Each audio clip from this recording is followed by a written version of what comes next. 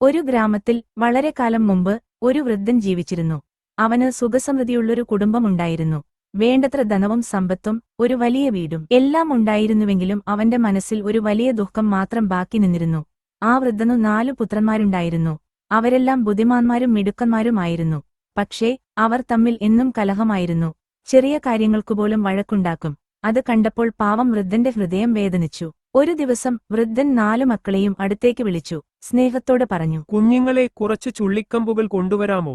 മക്കൾ ഉടൻ തന്നെ കുറെ ചുള്ളിക്കമ്പുകൾ കൊണ്ടുവന്നു. വൃദ്ധൻ ആ കമ്പുകളെല്ലാം ചേർത്ത് ഒരു കെട്ടാക്കി. എന്നിട്ട് പറഞ്ഞു, ഈ കെട്ട് ഒടിച്ചു നോക്കൂ. ഒരു മകൻ ശ്രമിച്ചു, മുഴുവൻ ശക്തിയുമുപയോഗിച്ചു. പക്ഷേ ഒടിക്കാൻ കഴിഞ്ഞില്ല. മറ്റവരും മാറി മാറി ശ്രമിച്ചു. ആർക്കും ആ കെട്ട് ഒടിക്കാൻ കഴിഞ്ഞില്ല. അപ്പോൾ വൃദ്ധൻ ശാന്തമായി ചിരിച്ചു. എന്നിട്ട് ആ കെട്ട് അഴിച്ചു. ഓരോ കമ്പും വേർതിരിച്ചു.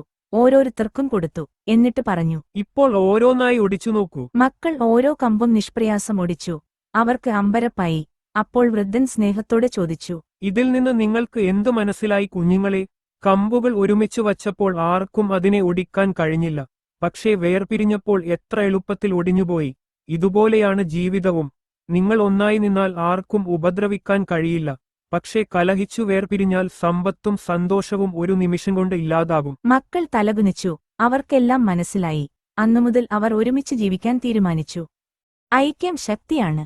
എന്റെ കുഞ്ഞുങ്ങളെ, ഈ കഥ നിങ്ങളുടെയൊക്കെ ഹൃദയത്തെ ഒന്ന് തൊട്ടിട്ടുണ്ടെങ്കിൽ അമ്മൂമ്മയെ സന്തോഷിപ്പിക്കാൻ ഒരു ചെറിയ ലൈക്ക് കൊടുത്താൽ മതി കേട്ടോ. നല്ല കഥകൾ ഇഷ്ടപ്പെടുന്ന നിങ്ങളുടെ കൂട്ടുകാർക്കും ഇത് ഷെയർ ചെയ്ത് കൊടുക്കണേ. നല്ല നല്ല പ്രചോദന കഥകൾ കേൾക്കാൻ ഈ ചാനൽ സബ്സ്ക്രൈബ് ചെയ്യാൻ മറക്കല്ലേ കുട്ടികളെ.